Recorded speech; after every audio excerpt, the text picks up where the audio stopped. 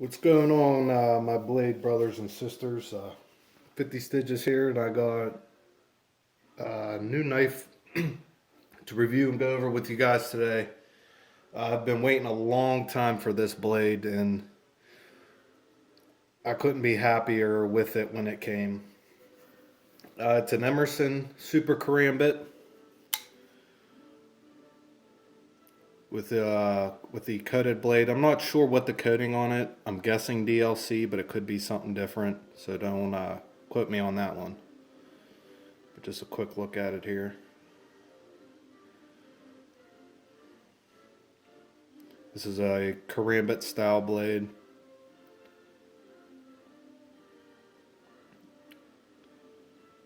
.154 cm steel. Has the this is one of the newer models with the reinforced tip that goes straight down instead of coming out to a point more.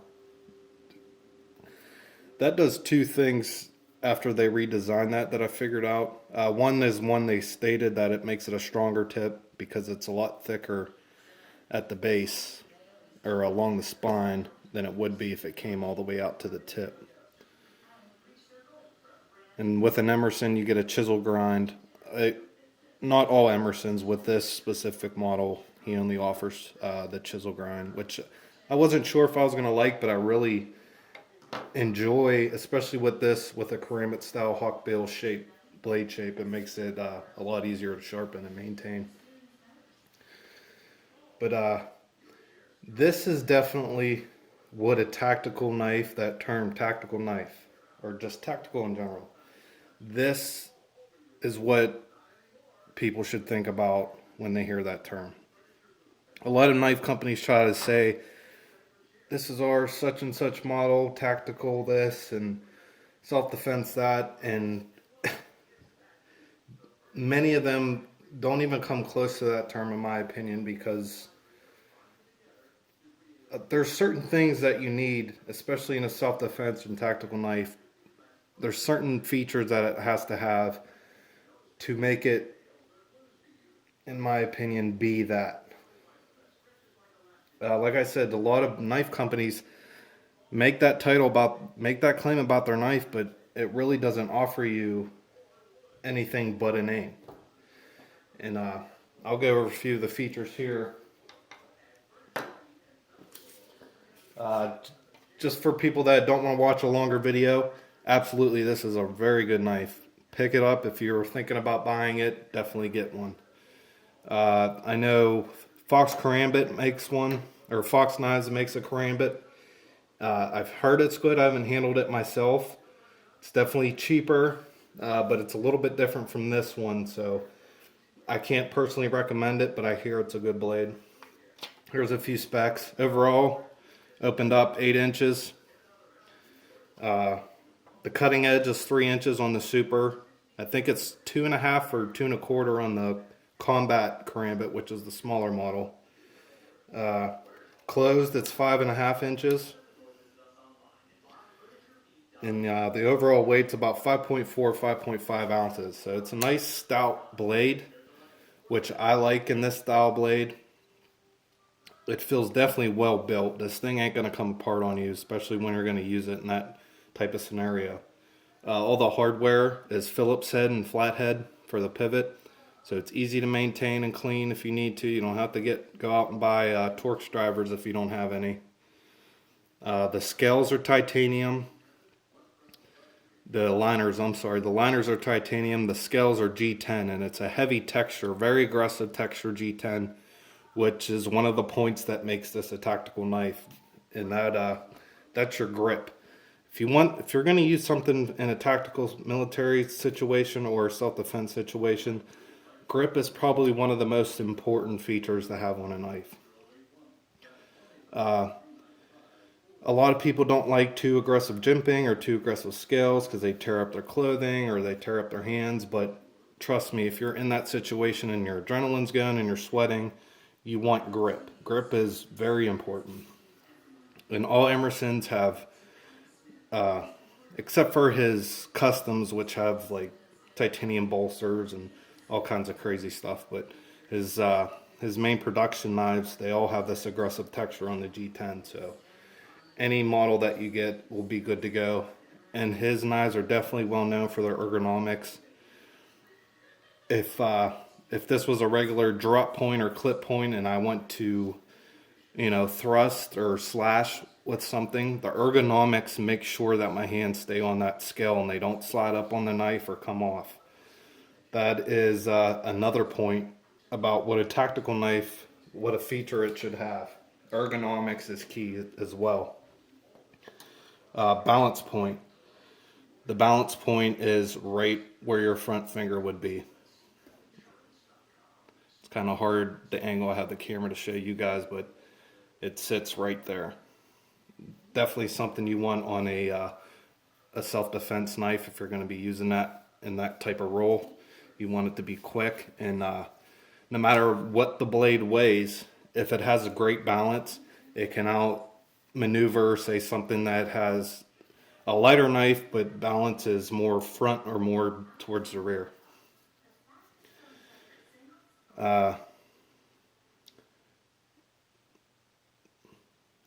This came pretty damn sharp from factory. I had to just touch that edge up just a little bit with a tungsten carbide sharpening little poker chip that I have. It's a little metal piece, and all I do is just brush along that edge.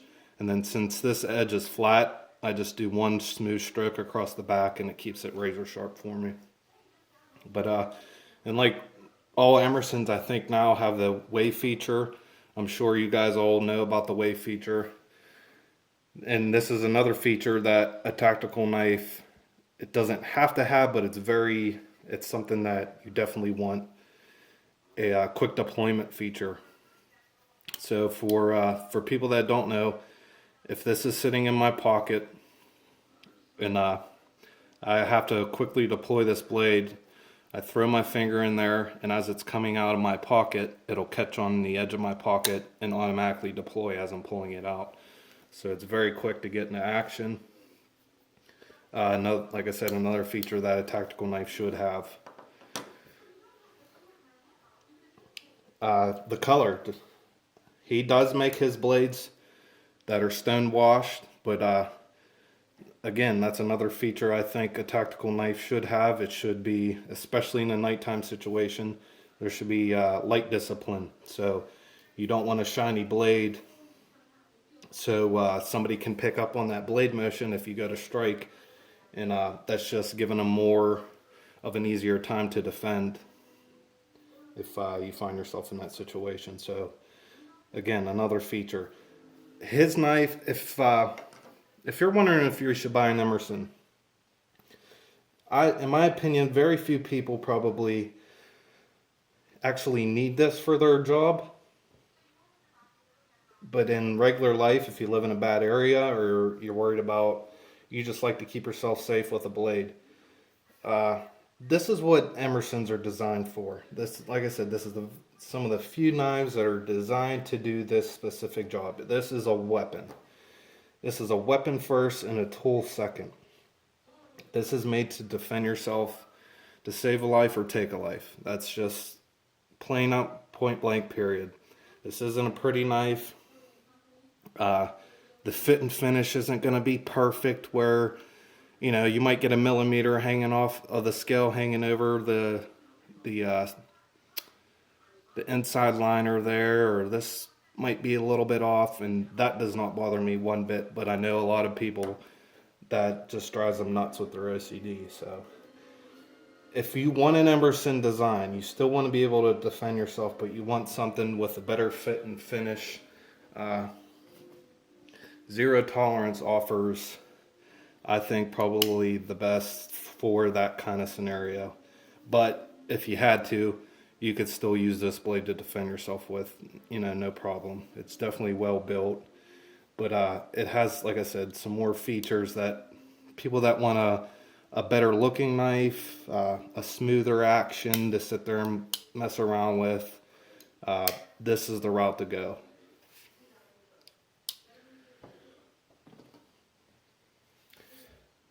And to talk about the tactical title again, like I said, that just gets thrown around pretty much on just about any knife anymore. And I was watching, I think, Apostle P's channel the other day, and he was talking about, a Chris Reeve Sabenza, which is well known to be one of the best, if not one of the better, if not the best EDC knife out there.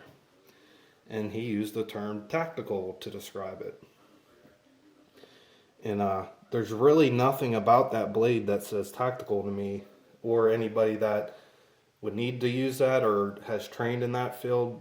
I think they would feel the same way. It just, the ergonomics are meant to feel smooth in your hand and easy to cut paper, rope, open boxes. It's meant to do that, and it does that job very well. The tolerances on that Sabenza are very good. Nice action. I mean, it's known for those kind of things, but to say it's tactical, I mean, the ergos for actually using it in a self-defense situation aren't there at all. It's shiny, polished blade with gray titanium that is basically just a block that if you got sweaty or bloody, that thing would probably come out of your hand in a second. The blade shape is pretty thin. It has this bright blue anodized thumb stud. It's just, there's really nothing about that says tactical. That says EDC right there to me. And all these, you'll see these custom knives with Damascus frame lock and, these even blade shapes. They'll have these blade shapes that are very pleasing to the eye. And you'll look at that, you're like, man, that has to be a good knife. Just look at it, it looks awesome. But to put it in that role, it probably wouldn't perform good at all. Usually the knives that perform the best aren't the best looking to the eye. It's, your full flat grinds, your very thin double-sided daggers, and just stuff like that. Your designs that have already been done, and they've been done to death, but there's a reason for it. It's because they work well. So don't always go by what looks the coolest if you want it to perform a certain job, especially this kind of job. Do your research. See what guys that train in that, see what they have to say about it. And a knife like this is something that you're not going to be sitting there dueling. You could, but you're not going to be sitting there in a knife fight, which for most people, they probably won't ever be in that situation anyway. But this is for the guys on top of you, and you need to go to work right away. So you deploy this, and he's on top of you, and you just start cutting. And this, I'll tell you right now, this aggressive tip can do the job, and it does it excellent. It just wants the grip. As soon as it starts to pierce something, it just gets in there and it keeps cutting. I'll show you real quick on this piece of, this cardboard's pretty thick here.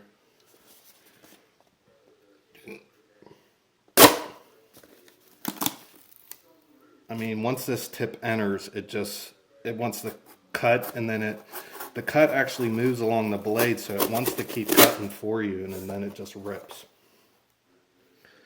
So, and not only that, you don't have to automatically want to cut somebody's head off if they're attacking you, especially if they're not pulling any weapons, or maybe there's two of them and you want to defend yourself. This could be a controlling knife.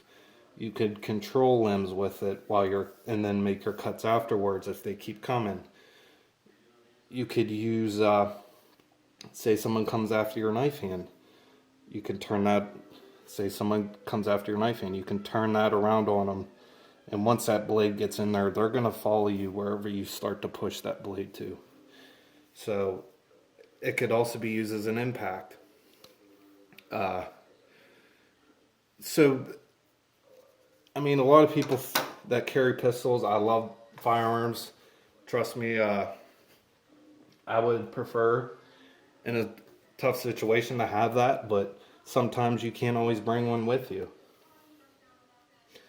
And what I was bringing up by that is you only want to bring your level of force up to meet the threat level and just go past it so you can stop that threat level. You don't want to be in a bar fight and you're outside pushing each other and then you pull out a pistol and shoot them. That's just, that's overuse of force to where you could have stopped that situation another way. Maybe he has a blunt instrument on him, a bat. Then it's time to bring this out and start, cutting arms. Do what you have to do to be safe. If you feel you need to go right for necks or, arteries, do that. But I think we get a lot of a bad rap in the name, with the guns and knives people, about like we just have this fantasy where we want to save the day, or we want to walk into the ghetto and just start shooting people, and that's just not the way it is. Most people I met like that, probably the last thing they want to do is use their tools. But they want to have that knowledge to where if they had to, they know what they have to do, and it can be muscle memory. And especially with this kind of knife, you hear this all the time, but you want to train with it. So you could pretty much close your eyes and you can handle and cut, and you know exactly in space where that knife's going to be when you're making your movements. So you don't have to think about it, because you're not going to have time to think if that situation comes, trust me. But I'm getting a little bit off topic here. This is a great knife. I wanted to show you real quick another option if you wanted to go cheaper and have, this isn't a very good utility blade, this model, but other Emersons could be. Like I said, this is a self-defense tool mainly. Whereas your Spyderco Man X2 XL, definitely, it's probably a quarter of the price. This is around $100 you can get this for. Has CPMS 30V steel. Has the aggressive G10 texture. Great ergonomics. Has very aggressive jimping where your finger just sticks on it. And it's good for both forward and reverse grip. This would be a great tool that you could cut everyday stuff with, but still defend yourself if you had to. So if you don't want to go that route, this is definitely another good route. Ball bearing lock. And this blade shape is just perfect. The way Spyderco tapers their blades out to the point, just make them great balanced. They're balanced great, and they cut very well, especially with that full flat grind. These are great tools, and you could use it in self-defense if you had to. I know a lot of guys that just use Spydercos for their self-defense knives. So there it is, guys. Leave me a comment. Let me know what you think of Emerson's, what you think of how people use the word tactical and everything nowadays. And I will see you guys in the next video. Take care.